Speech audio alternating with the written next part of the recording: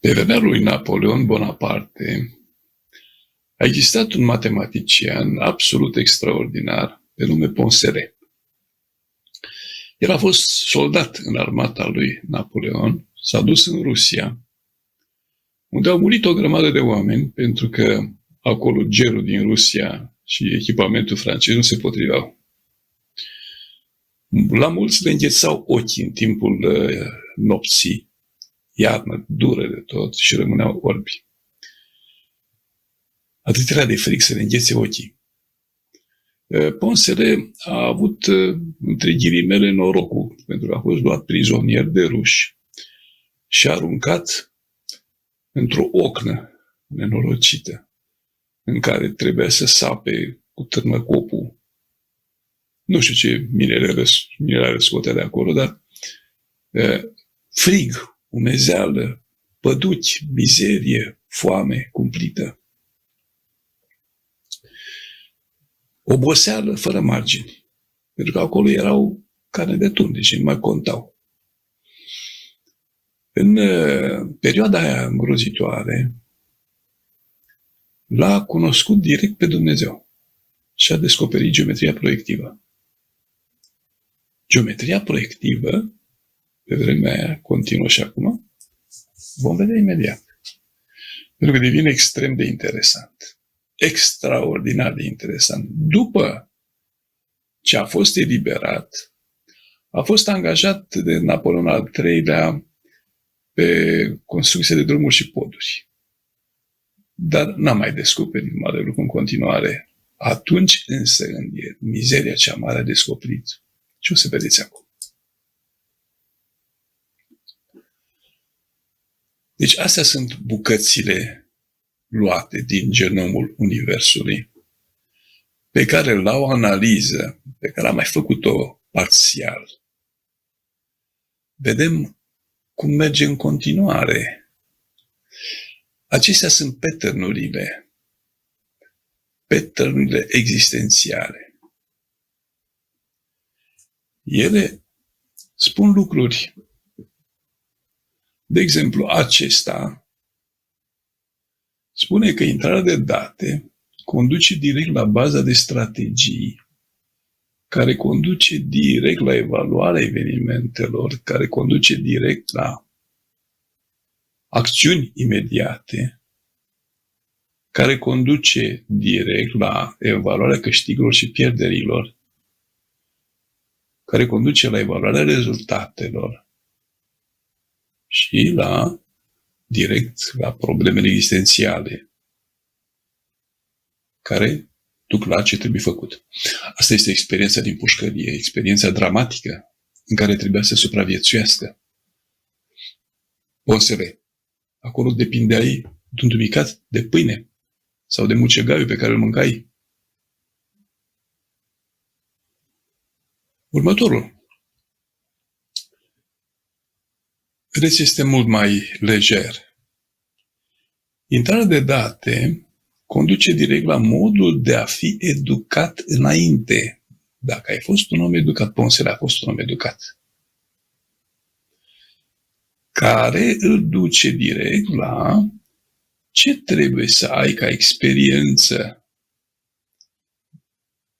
Ce trebuie să ai ca experiență conduce și asta la ce trebuie să faci ca strategie. El a ajuns marele conducător pe drumuri și poduri. Asta duce direct la modul în care câștigi experiența umană. Păi, el a lucrat extraordinar cu oamenii pentru că a trăit lângă oameni care mureau. El fiind în aceeași situație. Asta duce direct la drumul inițiatic pe care trebuie să-l înveți. Și asta, în final, duce la ce trebuie să faci mai târziu, la o proiectare. Cât o fi visat el să scape din pușcăria nenorocită. Și a reușit. Aici e la fel. Avem așa. Ce trebuie făcut întâi? pentru ca să mergi la cum trebuie să fii. Asta ne duce direct la evaluarea cunoștințelor și comportamentelor, care mă duce la evaluarea profilului, care mă duce la ce trebuie să înțeleg și cum trebuie să practic, adică mă duce la progres. Asta mă duce mai departe la baza de cunoștințe pe care trebuie să o ai, să o acumulezi. Ce trebuie să cunoști. Adică achizițiile care duc mai departe la ce trebuie făcut. Ponsele a mai avut un precedent în existență, Briançon și Pascal.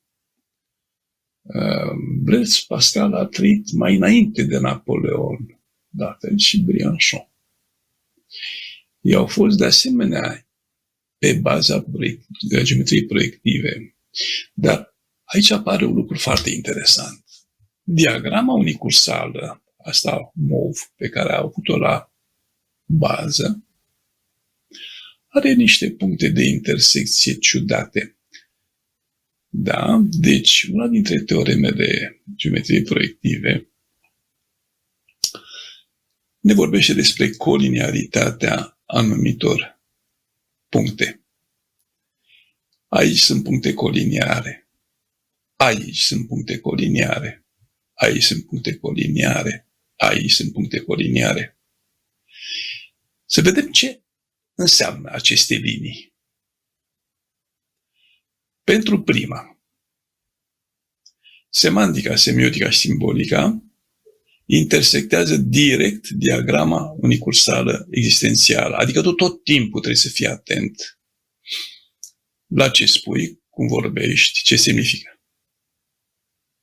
Ce înseamnă ceea ce ai spus.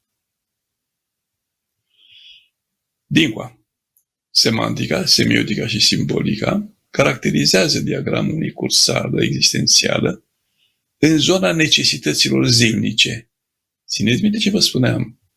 Se gândeau la fiecare dumica de pâine și dacă au destul de mult mucegai ca să dețină viața. Pentru că era penicilium. Mucegaiul le salva sănătatea. Aici, punctul 3. Semantica, semiotica și simbolica intersectează diagramul unicursală în zona idealurilor. El era aproape de Dumnezeu. În păduchi, în foame, în frig, în jeg, în tot ce vrei. Era aproape de Dumnezeu. Iar aici am ajuns la ultima, care este la fel de interesantă. Semantica, semiotica și simbolica intersectează diagramul unicursală pe cale ascendentă ce trebuie urcate pentru progres și performanță. A ajuns marele inginer al lui Napoleon al III-lea pentru drumuri și poduri. Cea mai interesantă aventură pe care o poate avea un om în viață, aventura cunoașterii. Momentul în care tu descoperi realitatea și existența. Totdeauna revelația este șocantă. Pentru că te uitai la realitate și nu o vedeai. Nu știi ce vezi. Una e să vezi și alta e să înțelegi ce vezi. A privi e doar un act. A înțelege este o redimensionare. Trecem pe lângă oamenii din preajmă, pe lângă familie. Constatăm că nu-i cunoaștem. Consumăm anumite alimente. Noi nu știm ce facem și de ce consumăm. Avem obiceiuri care ne dăunează. Nu știm că ne dăunează. Nu știm nimic. Pentru că nu am avut această deschidere către spiritualitate. Și atunci nu ți se relevă nimic. E mitul peșterii. În acest mit al peșterii, al lui Platon, apare următoarea situație fabuloasă. Imaginați-vă o peșteră întunecată în care se află oameni care stau înghesuiți unii alții, stau în patru labe, își miros ce degaje unii altora, se piedică unii pe alții, se lovesc, se mușcă. La marginea peșterii sunt unii care vor să urce deasupra și sar pe pereți.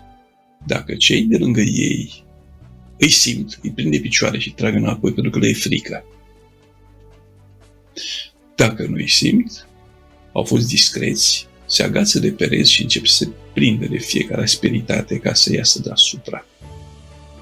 Sunt orbi, nu văd, pentru că nu au avut niciodată lumină. Unii dintre ei ajung undeva pe o brână de piatră pe care se târăsc și de acolo ajung într-un tunel. În tunelul ăla există extrem de puțină lumină care e reflectată de afară. Lumina îi lovește. Nu înțeleg, îi sperie, dar se duc către ea. La un moment dat reflectă mai multă lumină care vine dintr-o gaură de deasupra peretelui, o ieșire către afară. Foarte greu se urcă până acolo. E pe o prăpastie. Trebuie să urci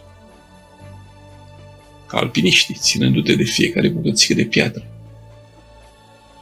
Când ajungi acolo, însă, vezi adevăr. Vezi realitatea. Vezi ce este afară. Vezi flori, vezi fruturi, vezi animale, vezi plante, vezi lumină, vezi soarele, vezi nori, vezi cerul, vezi stelele. Buimăcit de atâta frumusețe,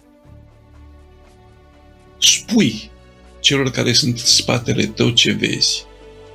Ăia spun mai departe la cei care sunt în spatele lor.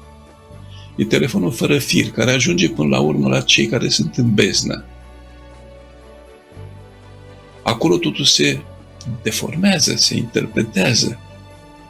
Ei nu văd îngeri, văd fantome. Ca așa li se spune. Ei se deformează realitatea și informația. Până la urmă, cei care ajung în gura peșterii coboară din peșteră și se eliberează. Sunt alți oameni, nu mai sunt oamenii dinainte. Devin oameni cu viziune. Asta se întâmplă cu fiecare persoană când începe să se apropie de Dumnezeu. Este o revelație în funcție și de specializarea fiecăruia. Kazantzakis spunea că un papagal crede că Dumnezeu e un papagal mai mare. Așa descoper. Eu sunt matematician și descoper matematica lui Dumnezeu, care este absolut fabuloasă. Un muzician descoperă muzica lui Dumnezeu. Un medic, medicina lui Dumnezeu. Fiecare om descoperă cunoaștere infinită, talentul infinit, tot ce vreți, dar la nivel de infinitate. Eu sunt matematician.